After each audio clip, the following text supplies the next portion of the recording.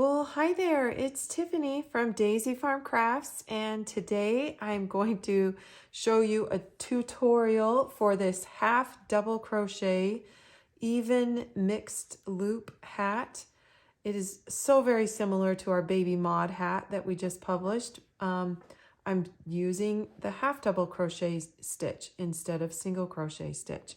And I think it just turned out so great. This one is for my grandson who lives in Colorado, and I'm going to be taking it up to him this weekend. And so I'm also making him a little pair of mittens. They'll be worked in the exact same manner. So anyway, lots of tips and tricks in the tutorial ahead that will help you customize it for the size that you need. We also have a size chart on our website so that you can kind of get an idea. But of course, the best is always get a head circumference of the person that you want to make it for, just so you can really have a good starting point for your hat. Other than that, it is super simple. I am using Mittens Canadiana. The first part of the tutorial will be actually made in this color because I'm making another one. This color is new, pink dust, absolutely beautiful. One of my very favorite acrylics. This one is called dark tea green, I believe. Yeah, dark green tea.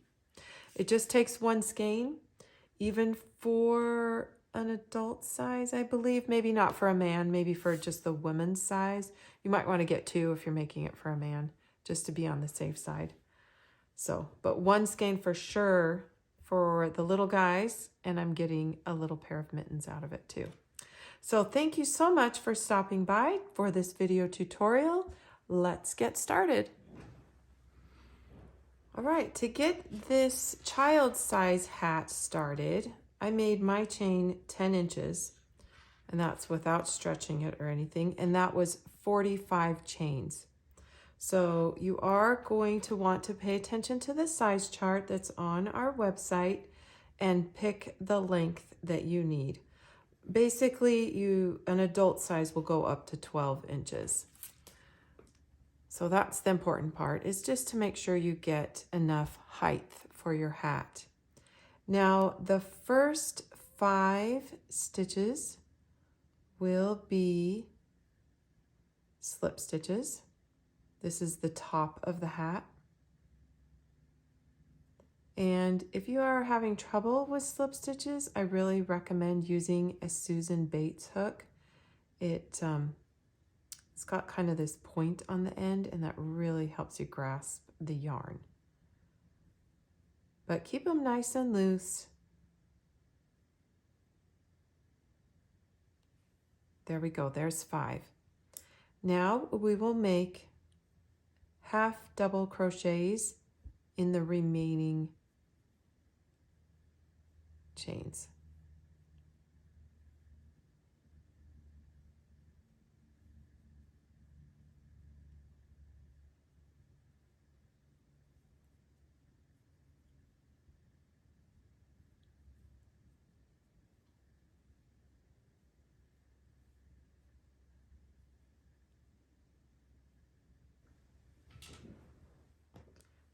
Now when we get to the end of the row, we will chain 1 and turn.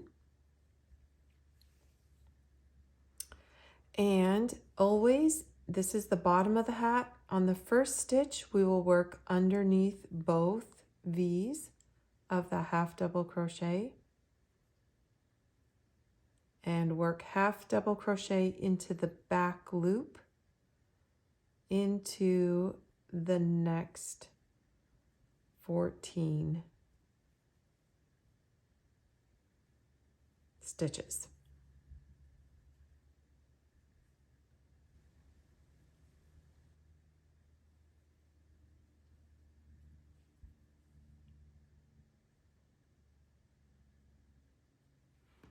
In this 15th half double crochet, so for a total of 15, because we worked the first one underneath the 2 loops and then did 14 back loop half double crochets. I am marking that. Now, if you are making this hat a different size, this is about 4 inches of brim. Maybe if you're making it for an even like a 0 to 3 month newborn size, you might want to just do 3 inches of brim. It's completely up to you. But the only important thing for this pattern is to make sure that you have an even number of stitches between your brim and these 5 slip stitches. So if we have done our math correctly, we should have 24 stitches. And what we will do is start what is I called the even mixed loop half double crochet. I totally made that up. I don't know if the official name for this stitch, it's just even because we're using an even number of stitches, and mixed because I am mixing it up. I'm going front loop and back loop. So if anybody knows an official name for this stitch, please leave it in the comments or let us know. And I'm happy to call it whatever official name it is. But even mixed loop half double crochet is what I'm going to refer to with this stitch. Now, you will get a slightly different look if you use an odd number and mix the loops, and that's totally fine too. It's just whatever you decide to do. Make sure you know that you're doing an even or an odd. It will help you, because it can get a little bit confusing when you're mixing these stitches back and forth, and then you've got to start that brim where it's all back loop. So anyway, I am just working in this front loop and then the back loop. So I'm ignoring the bottom third loop, I guess, that sometimes we call of the half double crochet. So there's 1, 2, and 3. I'm working in this front loop and then the back loop.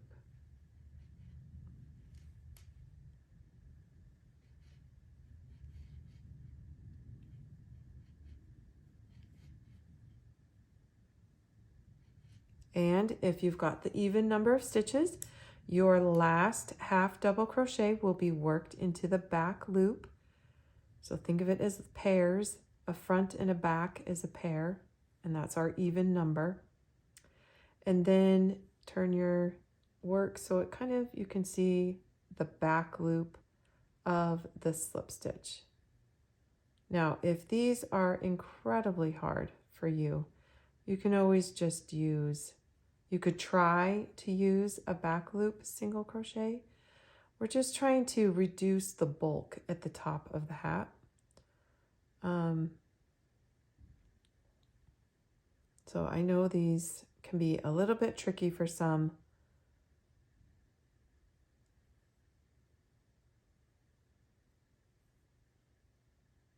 But I do promise you they get a little bit easier the bigger the hat gets. But keep them really kind of loose by pulling up the loop and then pulling it through. And turn your work. And we've got our first row going.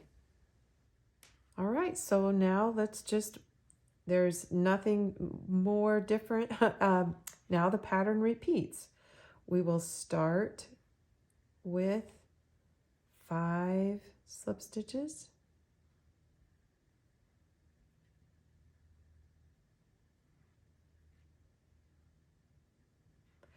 And always begin with the front loop half even mixed loop. Always start with the front and then go back. And that will keep your little pattern correct.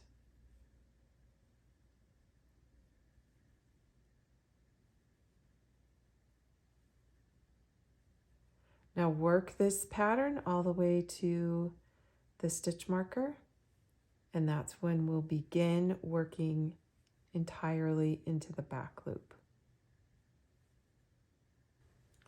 So when you come upon the stitch marker, that tells us that we are working back loop, and technically if you did your stitches correctly, you end in a back loop, so you will have 2 in a row, and that is why we want to definitely mark this and keep it straight so we know. But you can always count however many stitches, or keep track of how many stitches you did for your brim. In this pattern, it's 15.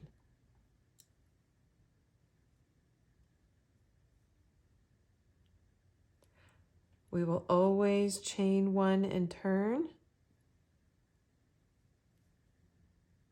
at the end of the row, and also at the end of the row, I do still like to work underneath both loops of the last stitch of the row.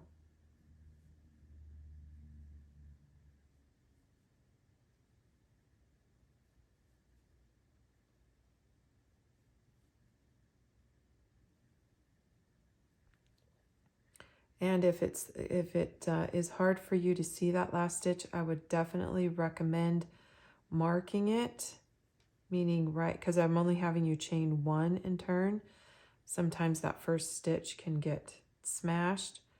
So right here, after you make that first stitch, go ahead and place a stitch marker in that stitch. And that way you know this is the last stitch of the row. Stitch markers can be your very best friend. Here is the back loop. All right, that's it. That's the pattern. You're going to repeat that until you have the width that you need. So for the size I need, I made it 15 inches wide, and I'm just measuring the brim portion here for the width of the hat, and making sure what I needed it was to make sure it stretched to 18. So I'm making it 3 inches less than the head circumference. And I'm ending, but if you want to know rows, it is 41 rows.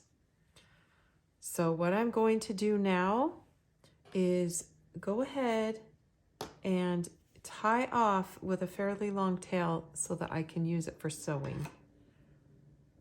And if you've noticed, I like to end at the brim at the hat so that we can sew up the side and gather the top. So just grab your tapestry needle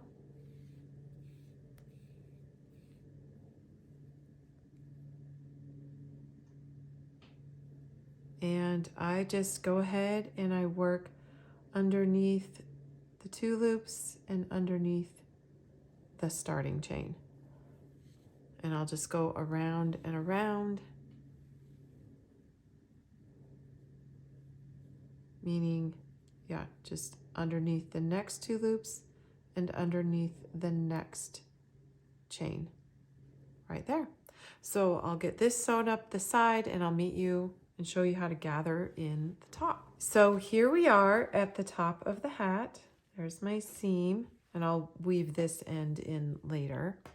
But all you're going to do is work in the very top loops going around and pull tight as you go. And you're going to work around the hat several times to help pull it in and get it nice and tight.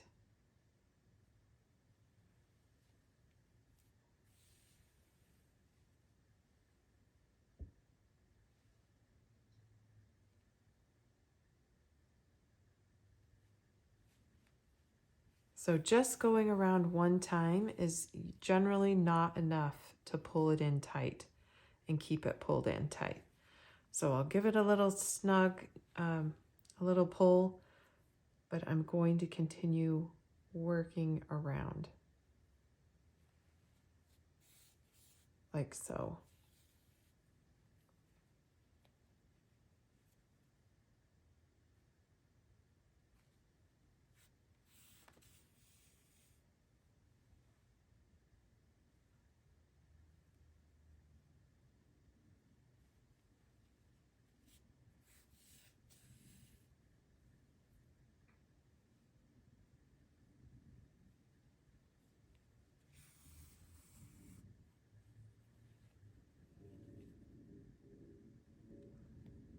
Now I'm just going to be finishing my hat plain because this is for my grandson, and my granddaughter or my daughter did not want like a pom-pom or anything like that.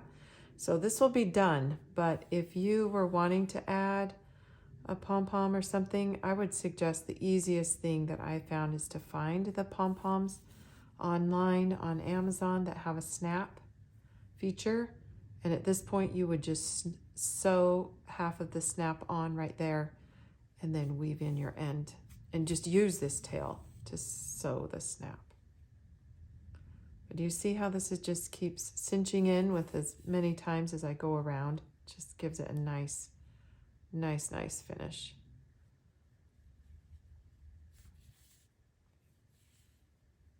So, and then when I'm done, I kind of just go back on my stitches and weave this end in.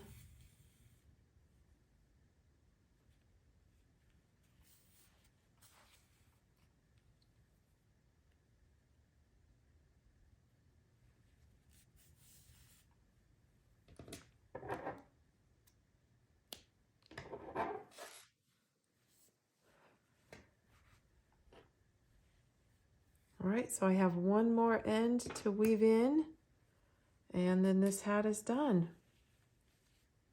So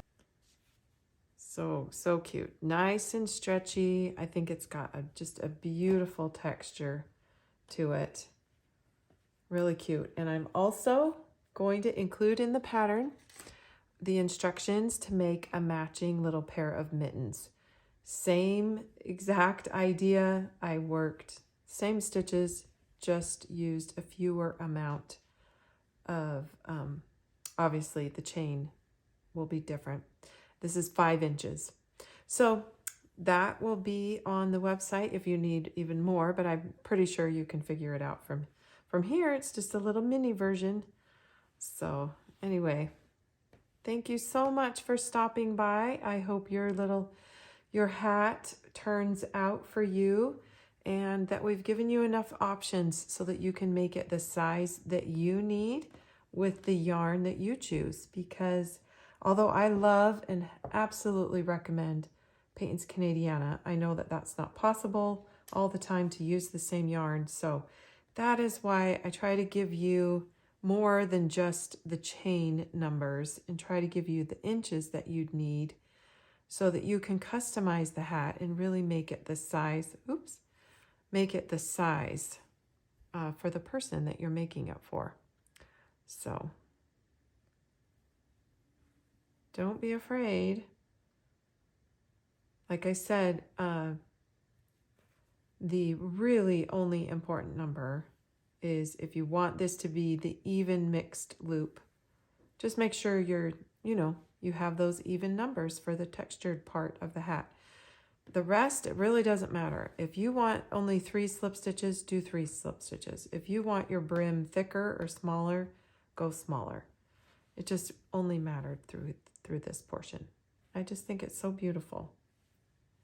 All right, enough of me. You have a wonderful day. Thank you. I cannot thank you enough for everybody who comes and shares with us in the Daisy Farm Crafter group or just simply visits our website.